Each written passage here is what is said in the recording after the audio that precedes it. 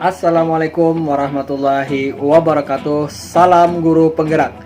Halo sobat penggerak, perkenalkan nama saya Yasin dari SD Negeri Basiri 1 Banjarmasin, calon guru penggerak angkatan 11 tahun 2004. Pada video ini saya akan memaparkan kesimpulan dan refleksi pemikiran Ki Hajar Dewantara pada modul 1.1. Koneksi antar materi pendidikan dan pengajaran adalah dua hal yang berbeda. Pengajaran adalah proses pendidikan dalam memberi ilmu untuk kecakapan hidup anak secara lahir dan batin.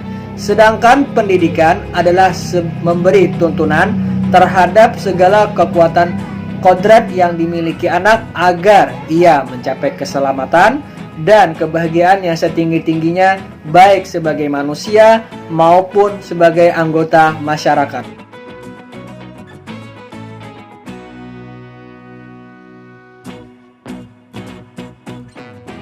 Sebelum mempelajari modul 1.1 tentang pemikiran Ki Hajar Dewantara, pembelajaran yang saya lakukan hanya sebatas mentransfer materi pelajaran saja.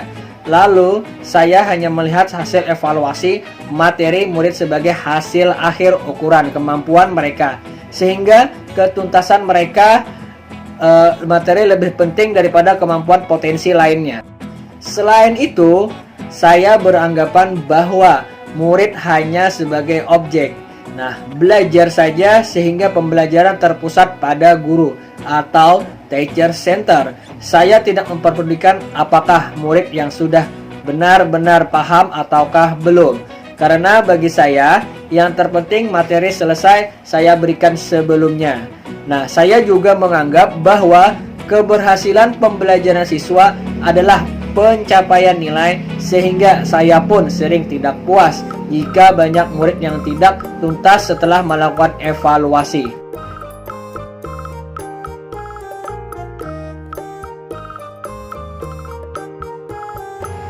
Namun, setelah saya mempelajari modul 1.1 tentang pemikiran Ki Hajar Dewantara, saya menyadari bahwa apa yang saya pikirkan dan lakukan selama ini tidaklah tepat. Seharusnya saya melakukan proses pembelajaran secara menyeluruh, bukan hanya aspek kognitif saja, namun juga efektif, psikomotorik, spiritual, sosial, dan budaya murid.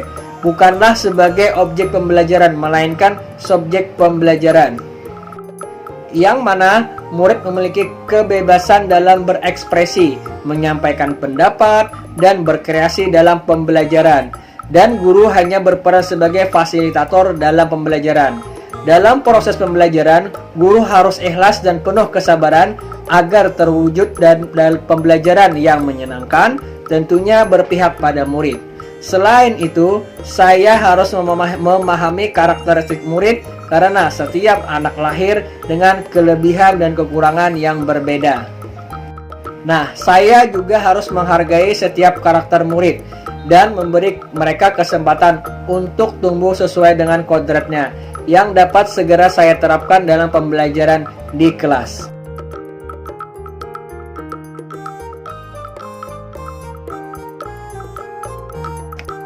Yang dapat saya terapkan dalam pembelajaran di kelas, yang pertama, merancang pembelajaran yang interaktif dan menyenangkan. Yang kedua, menjadikan murid sebagai subjek pembelajaran. Yang ketiga, menerapkan pembelajaran abad 21, yaitu kritis, kreatif, komunikatif, dan kolaboratif.